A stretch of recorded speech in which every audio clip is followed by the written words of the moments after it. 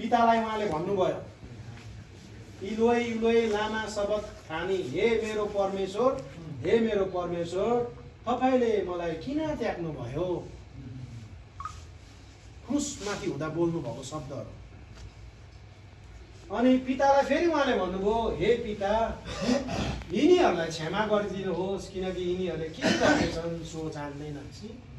आफै मर्नु आँटिरहेछ अनि अरू दुश्मनको लागि उहाँले चाहिँ के गर्दै हुनुहुन्छ? क्षमा माग्दै हुनुहुन्छ। कस्तो खालको हृदय क्या हाम्रो यसको? त्यो हृदय हामीमा पनि हुनुपर्छ प्रिय। पश्चातापी चोरलाई पनि भन्दछ, मैले अघि भने एउटाले चाहिँ त प्रभुको दर्श हो भने त आफू पनि बाँच र हामीलाई पनि बच्छ भन्नेलाई, त्यो त गइगयो। अर्कोलाई चाहिँ उहाँले भन्नु, प्रभु मलाई पनि सम्झिनु है भन्नेलाई उहाँले भन्नुभयो, म तिमीलाई साँचो भन्दछु आजै तिमी मसित स्वर्गलोकमा हुन्छौ। अनि अर्को फेरि पितालाई भन्नुभयो, हे पिता म मेरो आत्मा तपाईको हातमा सुम्पन्छु।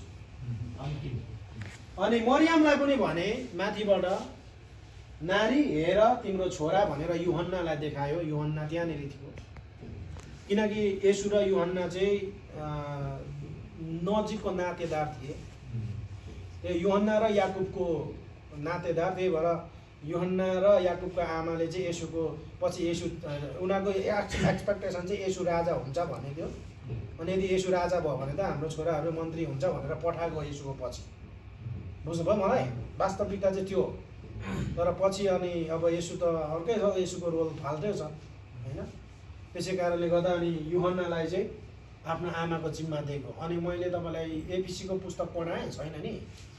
एफिसी पढेको तपाईँले पढ्नुभयो। एफिसीको पुस्तकमा तपाईँले एफिसीको सहरमा चाहिँ अहिले पनि मरियमको घर छ।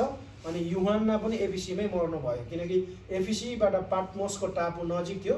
अनि युहन्नाले चाहिँ पाटमोसको टापुमा देखेको दर्शन हो प्रकाशको पुस्तक। अनि एफिसीमै युहन्नाको पनि मृत्यु भयो, एफिसीमा मरियमको घर पनि छ। भनेको जहाँ जहाँ युहन्ना गयो त्यहाँ पछि चाहिँ येशू मरिसक्नु भएपछि, येशू स्वर्गारोहण भइसकेपछि युहन्नाले नै आमाको मरियमको चाहिँ वास्ता गरेको घटनाहरू छ। किनकि जिम्मा लगायो नि त येशूले। मरियमलाई भने हेर नारी तिम्रो छोरा भनेर युहन्नालाई देखायो। अनि युहन्नालाई पनि भने हेर तिम्री आमा है भनेर जिम्मा दिनुभयो।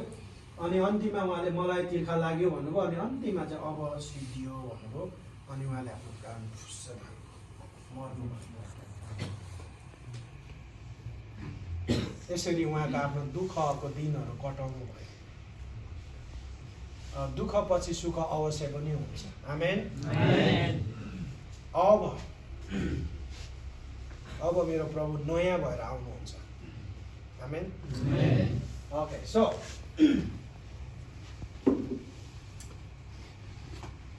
धेरै कुराहरू छन् जसमध्येमा म तपाईँलाई एउटा